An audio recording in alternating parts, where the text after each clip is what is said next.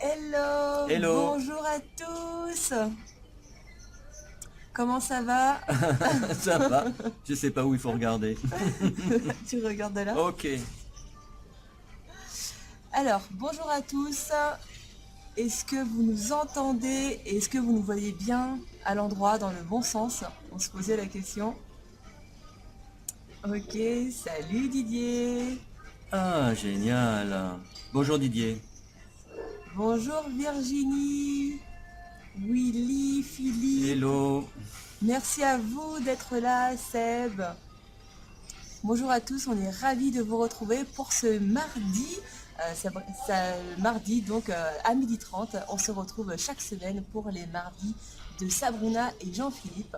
Et aujourd'hui, eh bien, j'ai l'honneur en tout cas d'être vraiment en live avec L'honneur. Jean-Philippe, Moi aussi, c'est un honneur pour moi. puisque je suis descendue sur Toulouse, dans le sud de la France. Donc on s'est dit, que ce serait sympa de faire ce live côte à côte. Alors on va parler un peu plus fort si le son est moyen. Salut Catherine, salut Hello Catherine. Catherine. Hello. Alors, on va attendre un petit peu que les gens se connectent. Alors, ravi de t'avoir rencontré Catherine, hein. Je t'ai rencontré hier pour la première fois. C'était vraiment super. Merci à toi. Ok, donc apparemment c'est cool, on nous voit bien, c'est ok, génial. Eh bien merci à vous d'être là. Je vous invite à liker, allez-y, mettez des petits cœurs, on adore ça. Interagissez dans ces commentaires, on veut aussi vous connaître et discuter avec vous, échanger donc sur ce thème aujourd'hui, donc eh bien sur l'entrepreneuriat. Alors, j'aime beaucoup cette idée. Aujourd'hui, donc le sujet, ça va être réseauter ou vivre dans une grotte. Voilà. Alors, Vaste sujet. vaste sujet et je pense que tu as beaucoup à dire sur ça, Jean-Philippe. Alors, quelle est la première idée par rapport à ce thème, donc réseauter ou vivre dans une grotte? Alors, en fait, l'idée principale, c'est de prendre en considération que le monde a changé, c'est devenu une lapalissade. Mais il y a encore beaucoup de monde. Je pense à des indépendants, à des entrepreneurs qui fonctionnent un peu comme si on était toujours dans les années 80. Et un des éléments majeurs des transformations du monde d'aujourd'hui, c'est que plus ça va, plus on fonctionne, plus ça fonctionne en réseau. Voilà, tout se met en réseau, mais les humains se mettent en réseau, les humains réseautent de plus en plus, ce qui est pas nouveau d'ailleurs dans beaucoup de parties du monde, mais ça semble l'être encore aujourd'hui en France. Et c'est pour ça qu'on a intitulé ce petit moment qu'on va passer avec vous, réseauter ou vivre dans une grotte. C'est un peu provocateur, mais ça veut bien dire ce que ça veut dire. C'est que une vraie ressource pour que vos affaires aillent mieux et que vous ayez plus d'idées, plus d'inspiration, c'est de rencontrer vos pairs PAIR, c'est-à-dire des personnes qui font la même chose que vous ou qui ont les mêmes projets que vous. Et les rencontrer le plus souvent possible, de façon régulière. Faut l'instituer un peu comme un rite. Et à partir de là, il y a des choses qui vont s'ouvrir. Vous allez avoir des horizons des nouveaux horizons qui vont apparaître. Et ça pourrait même faire l'objet d'un vrai webinaire, mais on n'ira pas jusque là maintenant. Le tout, c'est qu'on passe quelques minutes ensemble pour en quelque sorte vous faire des prises de conscience. Tout à fait, bah merci pour cette introduction Jean-Philippe. Bonjour à Cynthia, bonjour à Mireille qui nous rejoignez sur ce live donc pour réseauter ou vivre dans une grotte.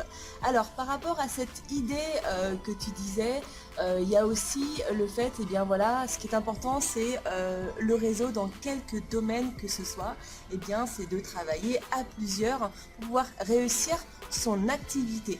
Alors, pour ça, il existe maintenant même des coworking Ouais, il y a plein de solutions. pour rencontrer des entrepreneurs, des gens qui sont aussi dans des projets. Alors, quel serait ton premier conseil par rapport à ça? Les gens qui veulent développer une entreprise ou en tout cas la créer et travailler avec des entrepreneurs. En fait, on pourrait donner, comme à chaque fois, tous les mardis, beaucoup de conseils. Mais là, on va en choisir deux ou trois qui déjà eux seuls peuvent vous aider à dégrossir un petit peu la question. Le premier conseil que je pourrais donner, ce serait de sortir de cette idée un peu fausse selon laquelle quand on a un concurrent, ben, on ne lui parle pas. On n'approche pas, voire même on ne s'intéresse pas à lui, et que sache en tout cas, on fait tout pour s'en éloigner. Et en réalité, on peut s'approcher de ses concurrents, on peut dialoguer avec eux, on peut les rencontrer, on peut créer même des partenariats stratégiques, on peut faire beaucoup de choses. Et le monde aujourd'hui, c'est ça, c'est un monde qui est un peu post-concurrentiel, même si évidemment la concurrence est toujours là et sera toujours vive. Mais il est post-concurrentiel en ceci que les concurrents vont se faire, selon moi, de moins en moins la guerre et vont devoir travailler ensemble.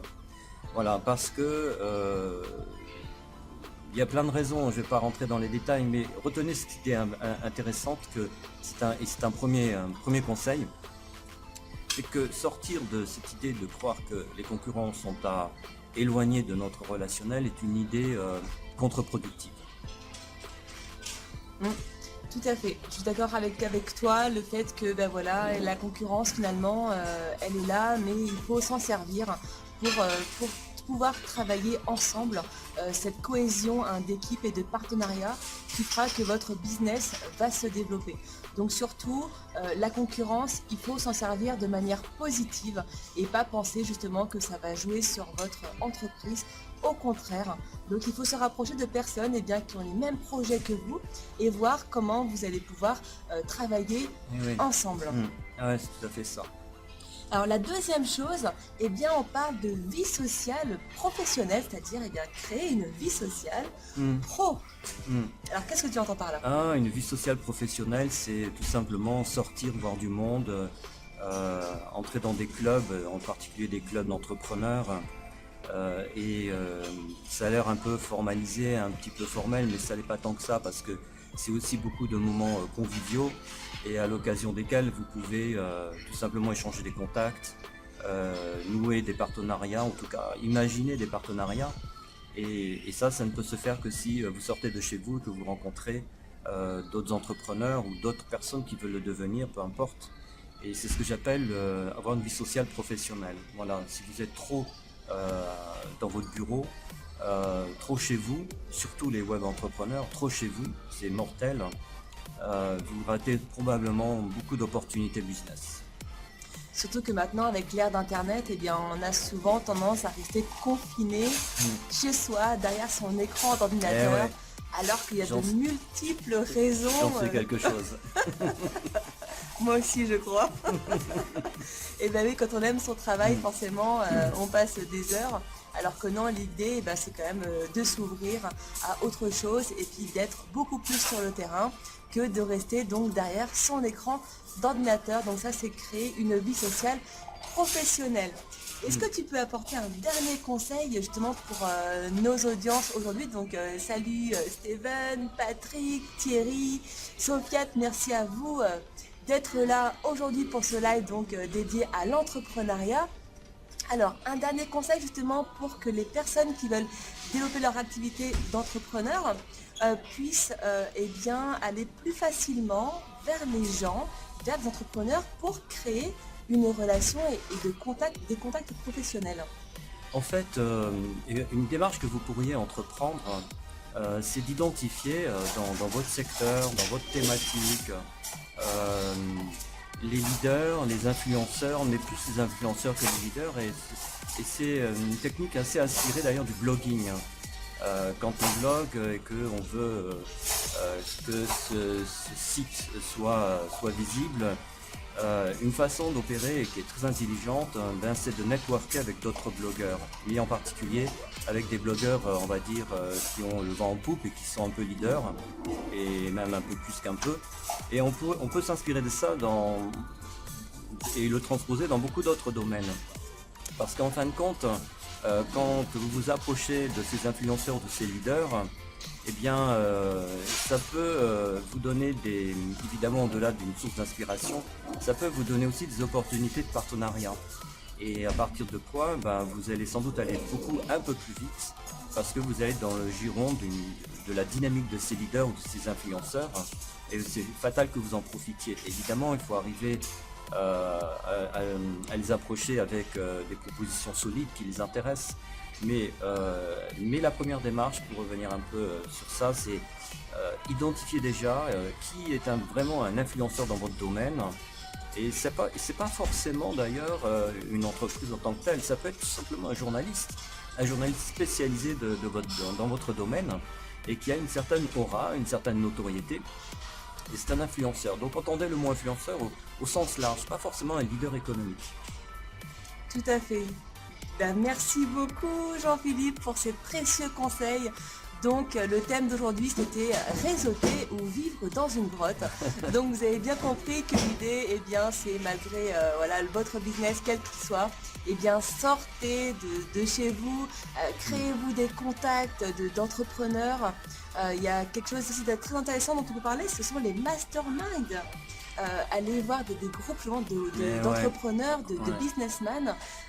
Et c'est là justement que les idées souvent elles fusent et qu'on peut mettre ces projets en commun. Oui, on pourrait dire beaucoup de choses sur les masterminds, mais on n'a pas le temps. Mais promis, on en parlera un de ces jours. Eh bien, merci à vous. Likez, allez-y, mettez des petits cœurs si ça vous a plu. Et on se retrouve eh bien, mardi prochain à la même heure. Allez, merci, bye bye, ciao, ciao.